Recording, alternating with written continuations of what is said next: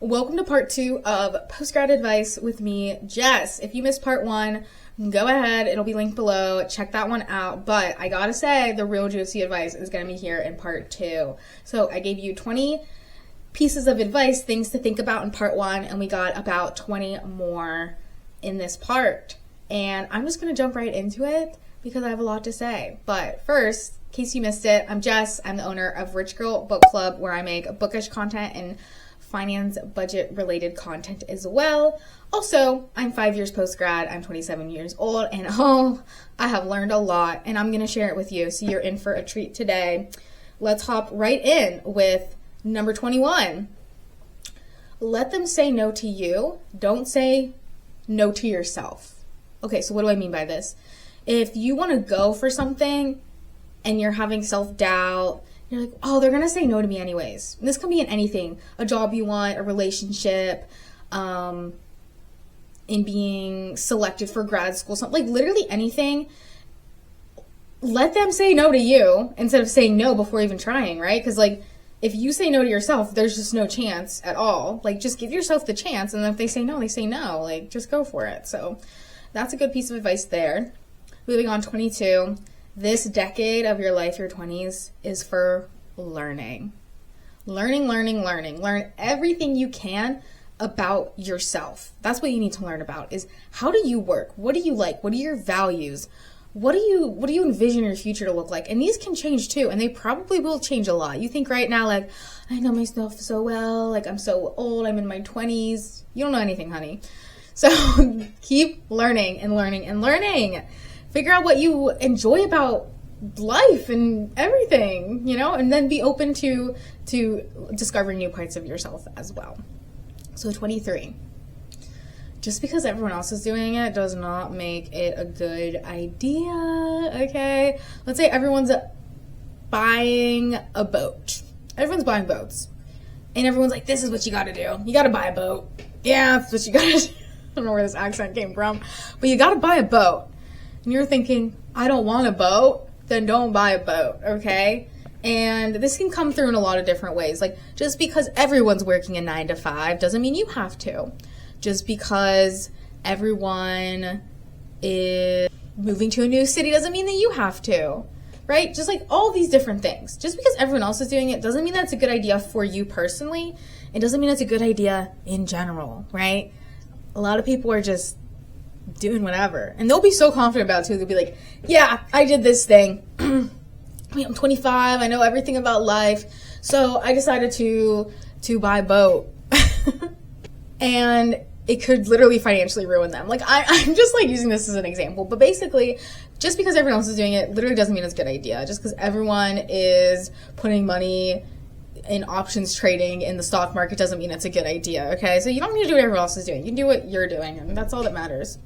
24. Complaining about work all the time is really unattractive, okay? Trust me, I've had some really not good jobs, okay? Trust me. But like I said earlier, in I think it was last video, your work is a huge part of your life. If all you do is complain about it, then your whole life is negative and complaining, okay? And don't get me wrong, it's good to vent a little bit, get your frustrations out. Like, corporate America is a mess, okay? Let's just be real. It's a mess. But if all you do is complain, if all you do is wake up and dread your day, think about, is it really because this job is that bad? Then you need to get out, or are you just having such a bad perspective on your day, okay? Like, oh, I have to work, I have to do meetings. Yeah, you have a job. Like, trust me, I've been there. But complaining being the default is not fun. And it's also not like when someone's like, oh my God, I hate my job so much, and always complaining about it. Like, it's not really that cute. Okay. So 25.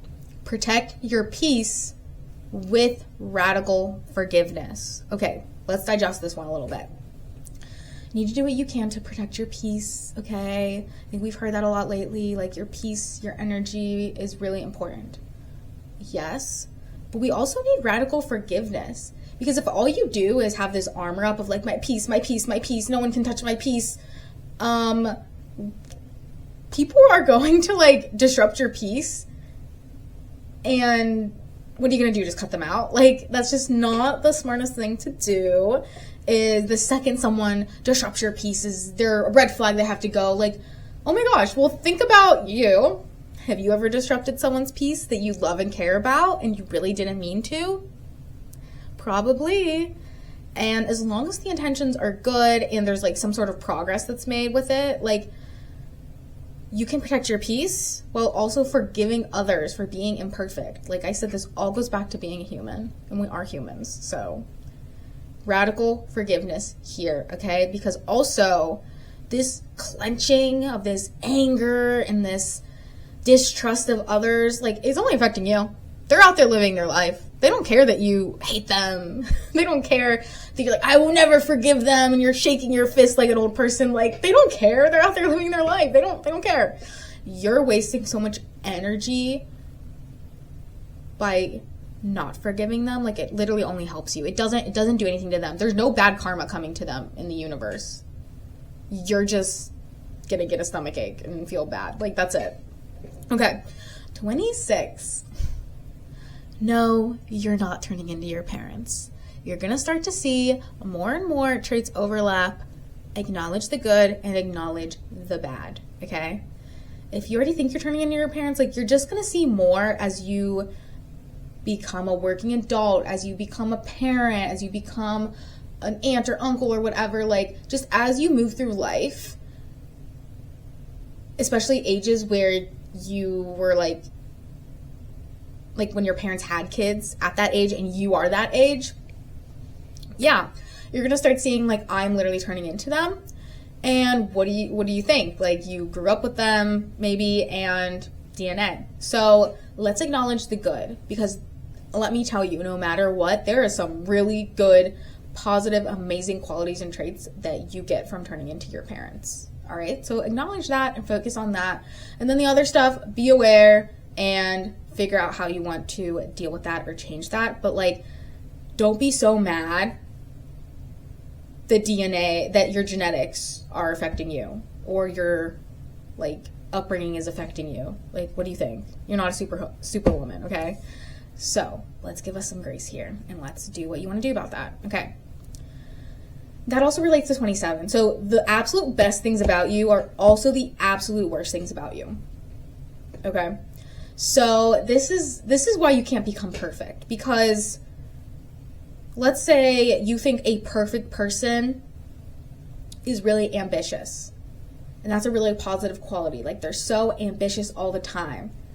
Okay, you cannot be ambitious and be also really good and naturally perfect at, like, balance, if that makes sense. Okay, like, you can't be, like, so perfectly bubbly and friendly and also really naturally, like, grounded and quiet. Do you see what I'm saying here? Is, like, you can't, like, okay, here's a good example. If you want to be someone that's really calm, like, oh, that person is so calm and they're so grounded, I'm so frazzled and up in the air and stressed and everything. Okay, this person's really grounded and calm. Guess what? They also might not really, like, care as much for, like, performing, or what am I trying to say here? So they are probably not the most productive person. Okay? And that's fine. You have to realize that every trait is a double-edged sword, where it's your superpower, but it's also going to cause issues, okay? That's why no one is perfect, because that's just, like, how it is every positive trait you have has its flip side. I hope I explained that well. Let's move to 28. You are perfectly unique how you are. Oh my gosh, that sounds so cheesy. I sound like your mother. Honey, you are so perfect the way you are. But I'm actually dead serious here. Like, there are strengths that you have that others dream of. They are so natural to who you are, you don't even notice them. They are so easy for you to tap into that you don't even know that you have this strength. I'm so serious right now. Like, let's focus on that and not your weaknesses, right?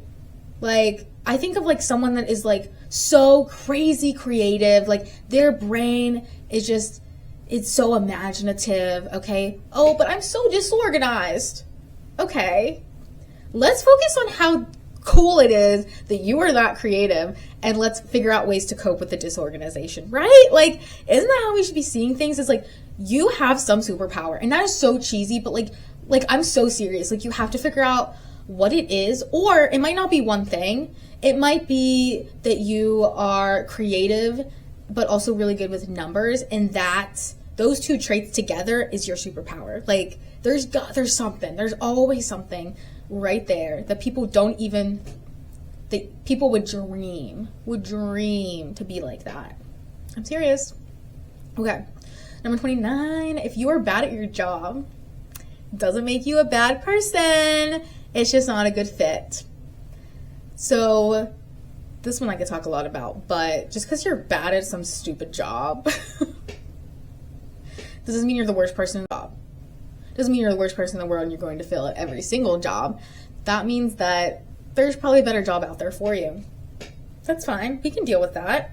There's probably a better job out there and you're going to find it. So stop thinking like, oh, I'm so bad at my job that I got out of school. All right, figure out how much you can learn. Again, think about what your strengths are.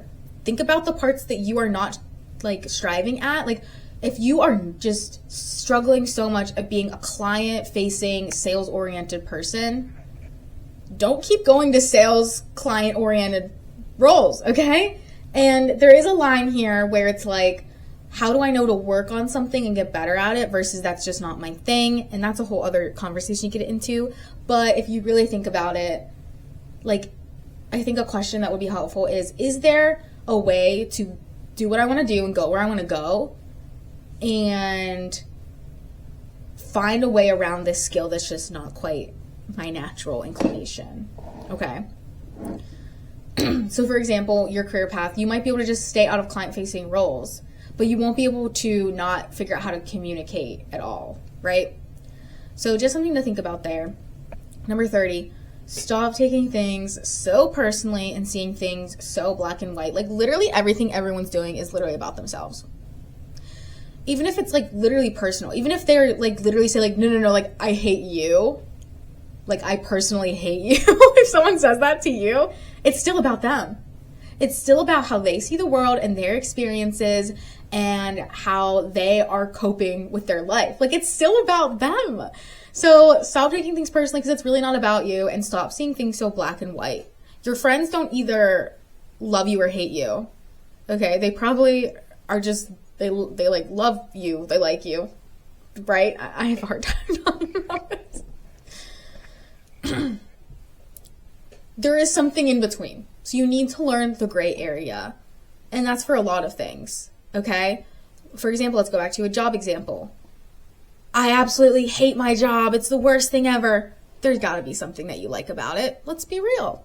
There's got to be something. Maybe you like your manager, the people you work with, or you hate all that, but you like the hours, or you like the industry. There's got to be something. Everything is a gray area. Nothing is so black and white. Okay? And I think that's really important too when thinking about social justice issues and things of that such too. Be open to learning is what I want to say. Okay, 31, being chronically online is not cute. Being chronically online is actually melting your brain. Like, I don't want to freak you out, but it's really bad. Like, it's really bad. Like, oh, my screen time's like 6 hours a day. Like, not, and like, I'm literally not judging because our brains, like, these phones are genuinely engineered to keep our attention in our brain. They're literally as addictive as drugs, okay? They're as addictive as drugs, so don't be hard on yourself. Yeah, they're addicting as hell. Like, it's just so true. But, like, just, like, recognizing and learning that, like, if you're just so chronically online, like, you know every single thing that happens on the online sphere, like, let's think about how much you're actually spending in the real life. Like, let's go outside, let's touch some grass, let's go on a walk. There's a lot of options here, okay? And they require you to overcome that addiction that you have to your phone. And I mean you in general, because they're addicting, okay? 32. This is a personal opinion, but you should say yes to concerts and trips. And you should say no to trendy clothes and anything social media makes you think that you need, okay? TikTok shop. And really anything that you find online, like, how come you didn't know that you needed it before? And maybe there are actual cases where it's like, no, like, I actually learned that taking this supplement's not a good idea. Like, no, like, I actually learned that, like, this is a healthy...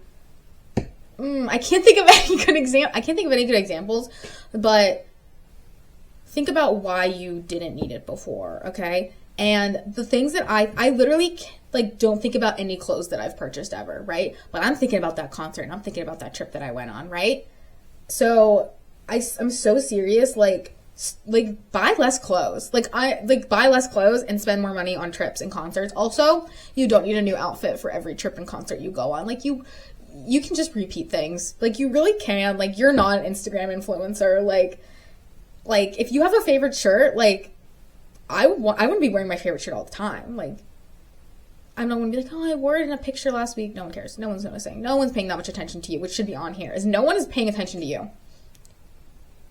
At all. Like, you could wear the same shirt every day for a week. Probably no one would notice. No one would notice. Like, no one's paying attention to you as much as you think. No one's sitting there like, I wonder what Jess is doing right now. Like, no one's thinking about that, okay? Unless they're obsessed with you. So, maybe they're obsessed with you. Okay, number 33. You are your own lifelong project. And you will never be done fixing yourself. And notice how I said lifelong. This isn't like, here's the decade of your 20s. By the time you hit 30, you should have yourself figured out. And you should have fixed everything. Yeah! No. This is a lifelong project. And it's actually the whole purpose of life. In my opinion, like, the whole reason that we're here is to learn things, to positively impact people along the way, to spread positivity, and to learn. Like, just to learn who you are and what you like, literally make mistakes. Like, part of the point of life is to make mistakes. That's like a requirement. So if you're spending every day like, I can't make mistakes. Trust me, that's my personality. Honey, that's like, you are a human. You're going to make mistakes. And you're going to be okay. You're going to be fine. And if you're not okay, then it's not over. So... And also with the fixing piece, like, you're not going to, like, fix everything away and be like, whoa, I'm cured. Like, oh my gosh, like I will always have perfectionism issues. Am I going to get to a point where I'm a lot healthier with it? Yeah. But I will always have perfectionist tendencies, okay? 34, don't say, oh, I should have known better. Well, if you would have known better, you would have done better. So stop shitting yourself. That's a term, like, should. There's no such thing. According to who? Always ask yourself, according to who? I should do this from who? Who's telling me to do this? And you really have to think about if it's you or if it's some other source, because it's probably some other source. Okay. You gotta go slow to go fast. Because going fast in the wrong direction is way worse than going slow in the right direction, okay?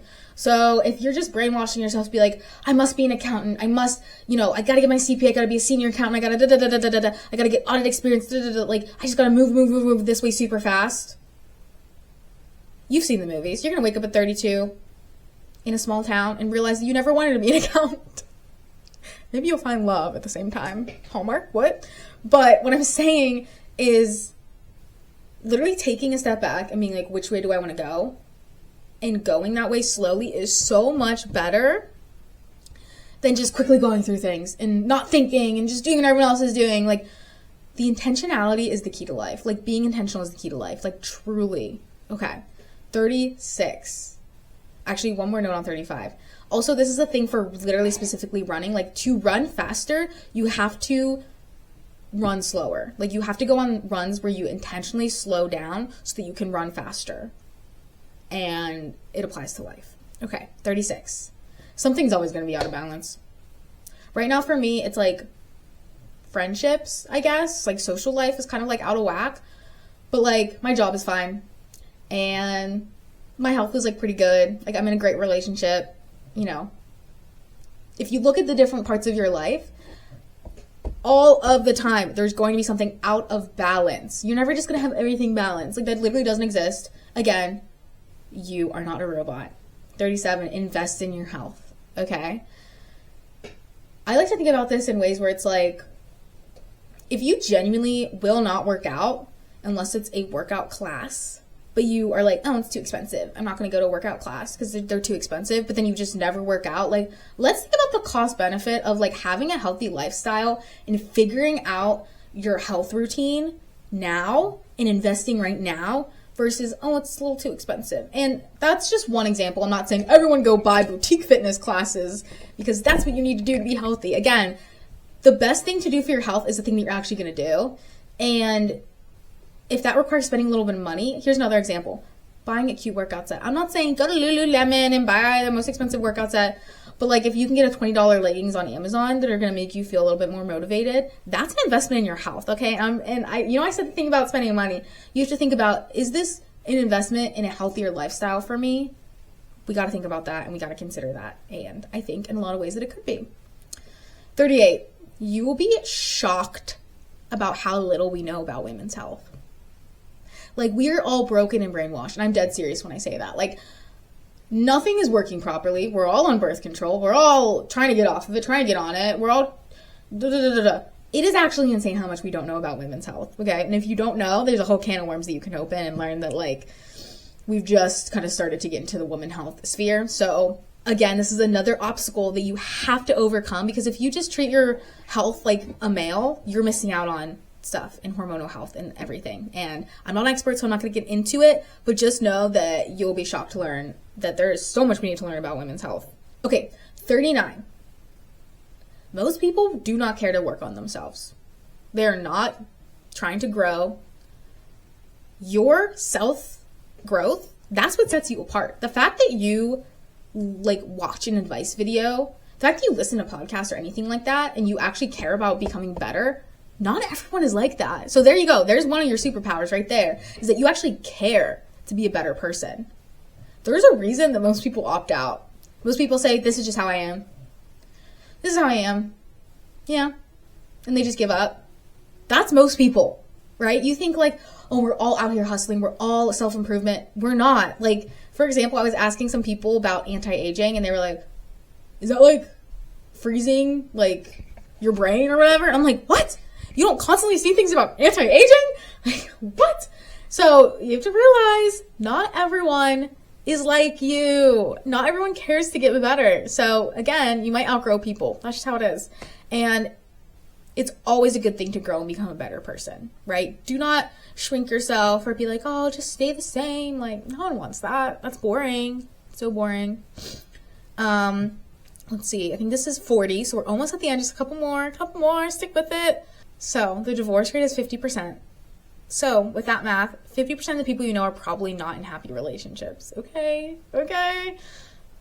In theory, guys, in theory. So what I mean by that is like, we think that like all these adults, like, oh, they're married. Oh, they must know true love. Like, again, we're all humans. This is all our first time doing life. Like, do you really think that people that are getting married, like, think they're going to get divorced in 10 years? Like, no one does that. So what I'm telling you is the divorce rate is high. So don't be all like, oh, I wish I was in a relationship so bad. Like, most of the people you know are not in happy, healthy relationships.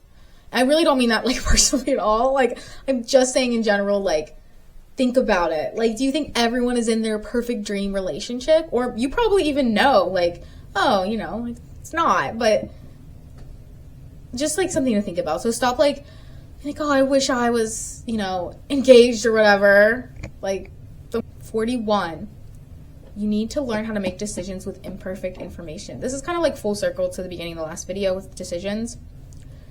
You have to make decisions without all the information. And you have to figure out how much information is enough to make the decision, right? Because if you wait for a perfect amount of information, you're never going to make the decision. And guess what?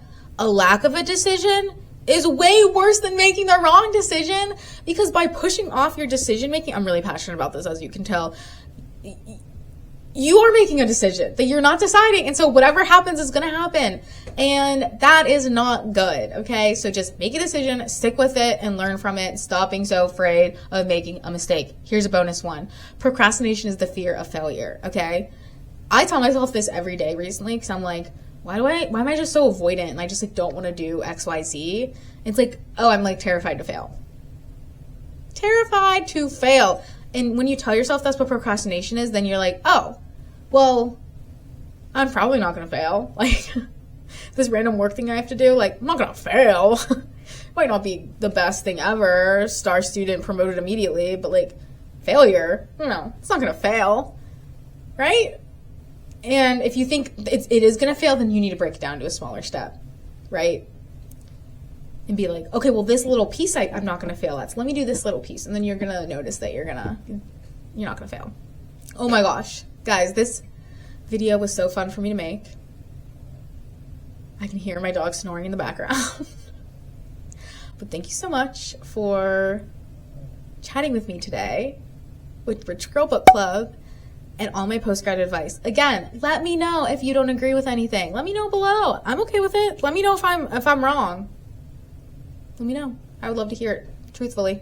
But thank you so much for watching. Again, if you're interested in any bookish content or finance-related content, please stick around and join the club by subscribing. So thank you so much for watching, and I hope this advice was good. Shout out to my one subscriber that's watching this, my sister Natalie, who just graduated from college. These videos are actually just for you, so I hope that you love it. Heart. Woo. Okay. Talk to you guys later. Bye.